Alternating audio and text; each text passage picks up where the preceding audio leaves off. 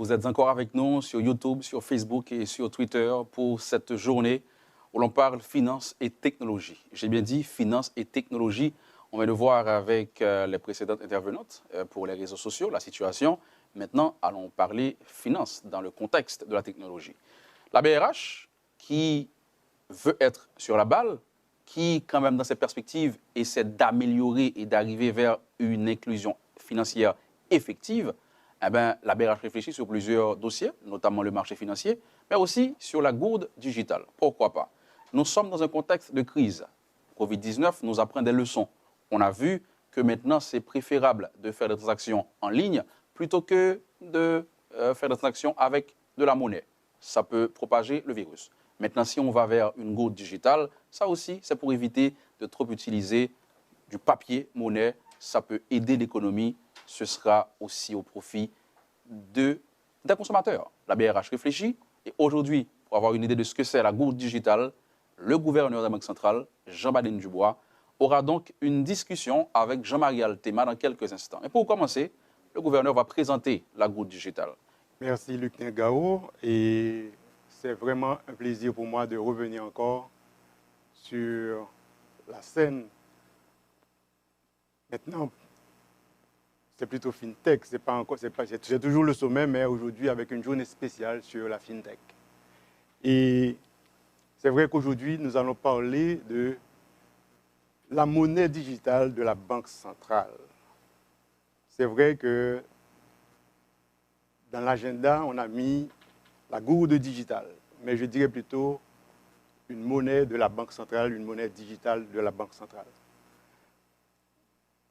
Avant de répondre à toutes les questions, pourquoi cette monnaie digitale, pourquoi la gourde digitale, je voulais rappeler à tout le monde que la Banque centrale est l'institution qui a la mission de faire de la politique monétaire.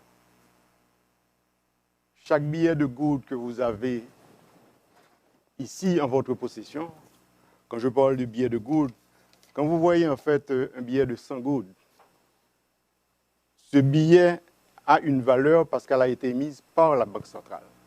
Parce que la Banque centrale est la seule entité d'émission. De même, quand vous voyez un billet de $, ça a été émis par la Federal Reserve, et ainsi de suite. Donc, pourquoi une gourde digitale? Une gourde digitale est extrêmement importante. Comme je le dis, la Banque centrale, c'est l'institution qui a l'autorisation, qui a la mission d'émettre de la monnaie locale, en fait de la gourde. Et on parle souvent de la Banque centrale qui fait de la politique monétaire. Et la politique monétaire, c'est quoi? C'est l'action par laquelle l'autorité monétaire, en général, la Banque centrale, agit sur l'offre de monnaie, dans le but de remplir son objectif de triple stabilité.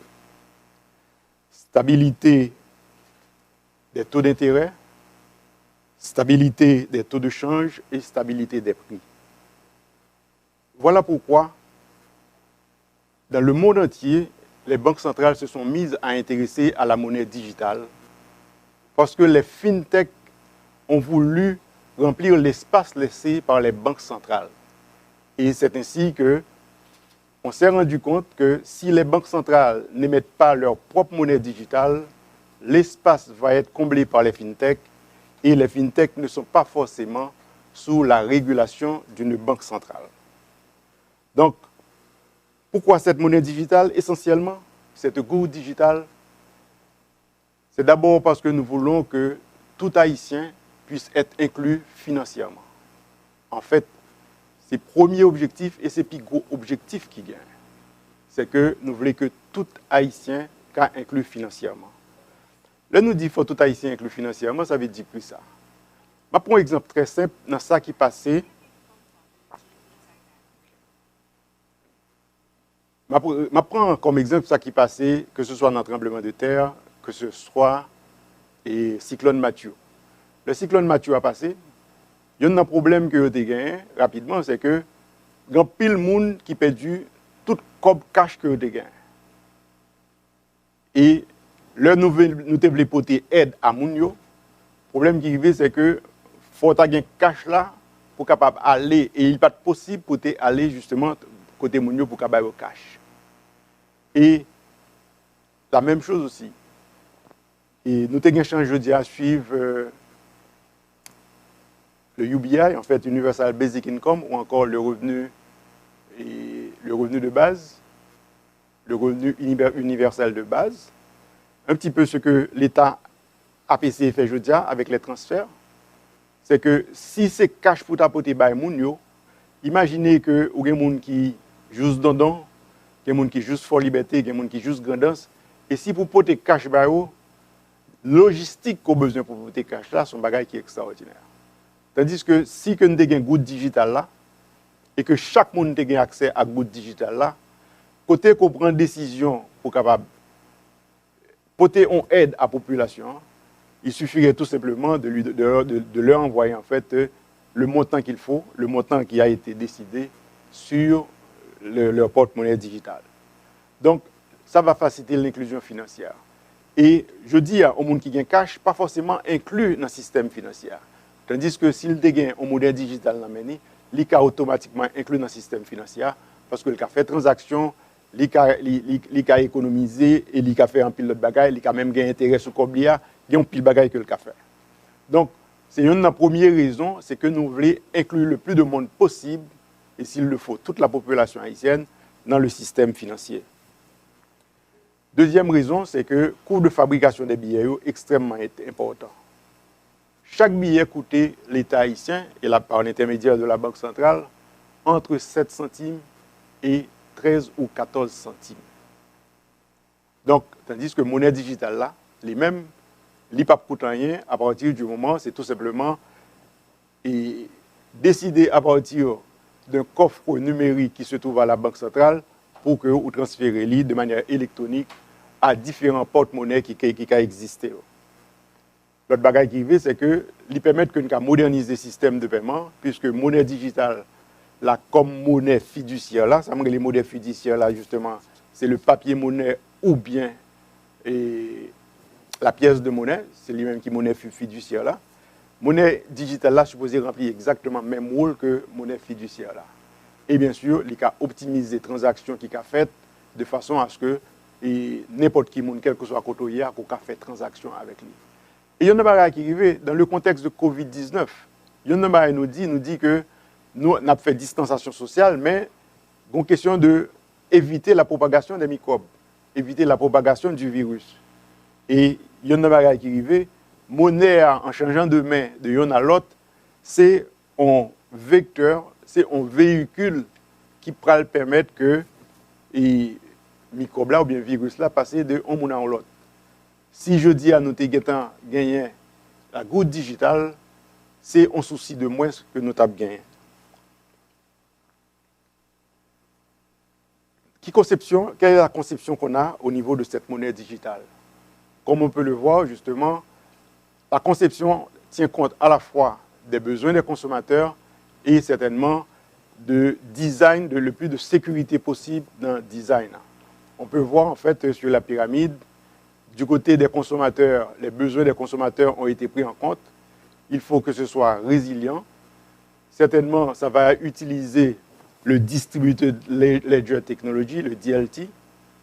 Et bien sûr, il y a le choix à faire entre est-ce qu'on va le faire account-based ou value-based. Et c'est une discussion que peut-être nous allons gagner plus tard. Qui choix que la Banque centrale a fait et vers qui ça la Banque centrale beaucoup plus penchée. Est-ce qu'elle est beaucoup plus penchée vers value-based ou bien beaucoup plus penchée vers account-based? Rapidement, et bien sûr, l'architecture peut être directe ou indirecte. Dans l'architecture indirecte, ça veut dire que on est obligé de passer de la banque centrale vers une institution financière, qui peut être une banque commerciale, qui peut être une institution financière, qui peut aussi être une entité de fintech, de façon à aller trouver le client. Et de manière directe, ça veut dire que la banque centrale peut donner directement en fait au client, ou bien peut donner directement à l'institution financière, ou bien à la banque commerciale. L'architecture qui va être choisie, ça va être une architecture hybride qui combine à la fois les deux. Je vais aller très vite de façon à permettre en fait aux internautes de poser les questions et aussi de permettre à Jean-Marie Altema de pouvoir faire effectivement une vraie conversation sur la goutte digitale. Le choix de l'infrastructure technologique choisie par la Banque centrale doit garantir l'ensemble des exigences ci-dessous. D'abord, au niveau des exigences, ça doit être résistant et durable, ça doit être très sécurisé, ça doit être évolutif, ça doit permettre toute la confidentialité dans les deux sens. L'une des raisons pour lesquelles les gens aiment le cash, c'est parce que le cash est anonyme. Est-ce qu'on va pouvoir introduire l'anonymité aussi là-dedans? Ou du moins, peut-être qu'on va choisir d'introduire l'anonymité à un niveau pour des petits montants, pas pour des gros montants, afin de respecter les normes AML et CFT. Interopérabilité est fondamentale pour une goutte digitale. Pourquoi l'interopérabilité est fondamentale? Parce que nous avons déjà beaucoup de fintech, nous avons déjà en fait plusieurs institutions ou des entités, des entreprises qui émettent en fait de la monnaie ou bien qui sont sur le système de paiement. Il faut qu'il y ait interopérabilité entre la goutte digitale et tous ces systèmes qui existent. L'épreuve future, la gouvernance, bien sûr, et l'accessibilité. Les caractéristiques de la monnaie fiduciaire, comme je le rappelle, quand on parle de monnaie fiduciaire, on parle du billet qu'on a ou des pièces de monnaie. La monnaie fiduciaire est disponible 24 sur 24. 24 sur 24 et 7 jours sur 7. Anonymat, si je donne à quelqu'un un billet de 100 gouttes, s'il n'y a personne qui n'a vu que je lui ai donné, personne ne peut savoir que je lui ai donné un billet de 100 gouttes. Donc, on dit que le cash est anonyme.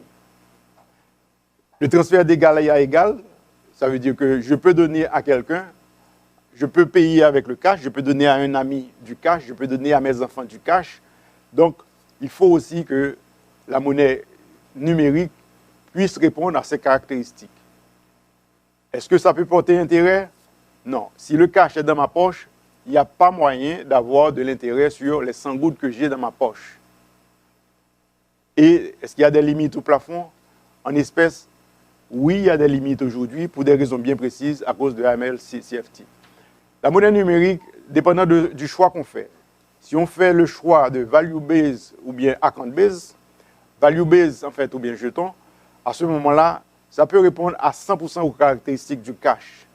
Mais par contre, si on choisit account-based, il y a certains éléments comme l'anonymat ou le transfert d'égal à égal et surtout transfert d'égal à égal dans le cas où il n'y aurait pas de communication. Donc, pour toutes ces raisons, la Banque centrale opte beaucoup plus. L'équipe de projet est en train de regarder toutes les possibilités, mais le choix est presque fait à 80 à 90% sur value base. Et bien sûr, que ce soit mon cash, Unibank tout côté, Sogeizi, l'agent cash, Nat Cash qui va venir, tout ceci en fait doivent pouvoir être interopérables avec la monnaie digitale qui est la goutte digitale. Et bien sûr, tous les fintechs seront pris en compte. Je dis que tous les fintechs seront pris en compte, certainement, et nous avons déjà émis des lignes directrices pour les fintechs. Nous avons émis des lignes directrices qui sont utilisées actuellement, que ce soit par Mon Cash, utilisé aussi par l'agent Cash, utilisé par Unibank tout côté, Sogeizi. Ce sont des lignes directrices qui ont été émises, mais nous allons aller beaucoup plus loin. Cependant, les fintechs ont été laissés de côté. Et la bonne nouvelle, c'est que nous avons déjà pris des rendez-vous avec la majorité des fintechs que nous avons relevés. Il y a pratiquement entre 7 et 10 fintechs, mais parmi les plus grandes fintechs, il y a à peu près 7. Nous allons les rencontrer. Malheureusement, il faut les rencontrer l'une après l'autre, pour des raisons, bien sûr, de confidentialité et de sécurité.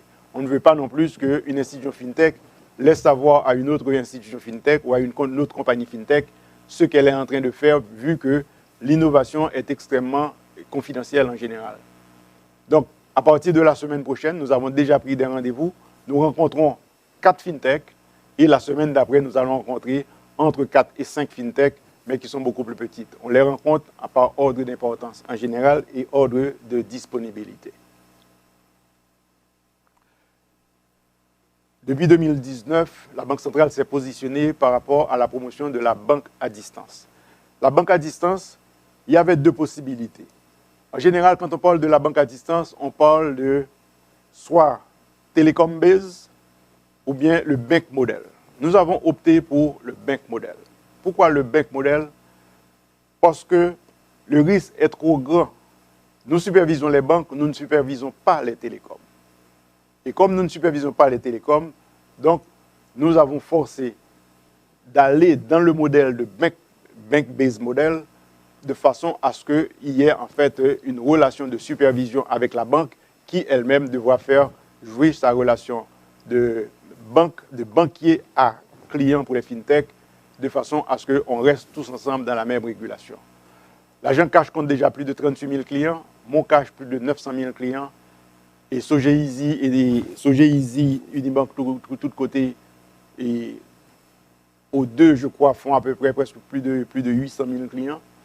Donc, c'est important pour nous, au niveau de la Banque centrale, que la Gourde Digital puisse s'allier avec ces agents qui existent déjà, de façon à ce qu'on puisse et on permette en fait et à l'environnement financier de paiement, l'environnement de paiement haïtien, puisse effectivement utiliser ces nouvelles technologies.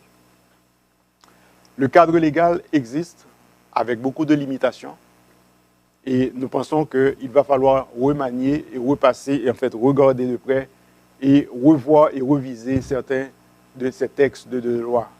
Et même la Constitution, probablement, il va falloir penser en fait à permettre que dans la Constitution, il soit clairement dit que la monnaie digitale a cours légal en Haïti.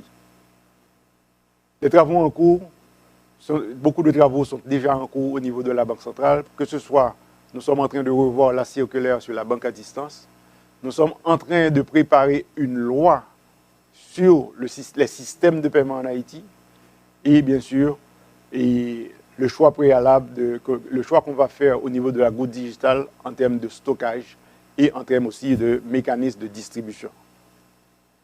Où est-ce que l'on en est aujourd'hui? Aujourd'hui, nous avons déjà fait plusieurs enquêtes, que ce soit au niveau du système financier. Mais mieux que ça, nous avons fait un partage de connaissances avec plusieurs banques centrales. Il y a beaucoup de banques centrales qui ont déjà commencé à émettre de la monnaie digitale. Il n'y a pas encore une banque centrale où on a été full-fledged dans la monnaie digitale. Mais la majorité des banques centrales aujourd'hui sont en train d'essayer la monnaie digitale, soit sur une base pilote, bien sûr en sandbox, mais la majorité des banques centrales aujourd'hui ont dans leur agenda l'émission de monnaie digitale. Pour plusieurs raisons, parce que le risque est trop grand. Le risque est trop grand. Le risque d'avoir des schémas de Ponzi et avec les fintech ou dans l'émission de monnaie digitale, le risque devient trop grand s'il y a trop de fintech qui émettent de la monnaie digitale en dehors des règles et régulations d'une banque centrale. À ce moment-là, avoir plusieurs entités qui émettent de la monnaie, ça va faire une cacophonie, mais non plus, le client qui est le consommateur, il n'est plus protégé. Donc, voici l'une des raisons pour lesquelles toutes les banques centrales se sont mises au travail de façon à émettre une monnaie digitale. Et la Banque centrale d'Haïti n'est pas non plus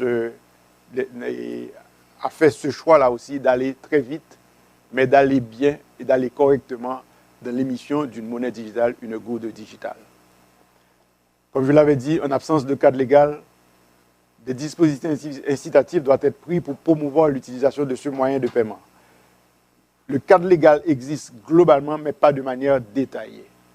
Et bien sûr, la finalisation de la gourde digitale, où est-ce que nous en sommes? Nous sommes actuellement à la dernière phase pour la mise en place d'une phase pilote. Probablement, on va commencer la phase pilote avec les employés de la BRH et peut-être 1 ou 2 ou 3, peut-être supermarkets, de façon à ce que le pilote soit utilisé de façon à améliorer, de façon à corriger ce qui doit être corrigé, avant d'aller vers vraiment un déploiement full-fledged. Donc, globalement, je vais m'arrêter là avant de passer la parole et avant d'avoir la discussion. Mais cependant, avant de conclure, je voudrais quand même dire une chose. En Haïti, l'un des éléments importants que nous constatons, qui est dans la culture même d'Haïti, dans notre culture, nous avons permis la circulation de deux monnaies, la goude et le dollar. Et nos réflexions sont aussi poussées sur la possibilité éventuelle d'émettre un dollar haïtien digital qui serait peg au dollar américain. Étant donné que nous ne pouvons pas émettre des dollars, à ce moment-là, il va falloir justement que nous travaillions, et c'est ce que nous sommes en train de faire avec la Federal Reserve, de façon à évaluer la possibilité d'aller dans cette direction. Mais pour l'instant, nous allons d'abord vers notre goutte digitale et c'est ce que nous allons faire et c'est ce sur quoi nous comptons pour une inclusion financière totale qui met en contact, qui met dans le système financier tous les Haïtiens indistinctement, quel que soit l'endroit où ces Haïtiens vivent, quel que soit le revenu, les revenus de ces Haïtiens. Donc tout le monde doit être inclus et c'est ce que nous voulons. Et c'est peut-être la 5e mission que nous sommes donnée à la Banque centrale, d'inclure tout le monde dans le système financier. Merci.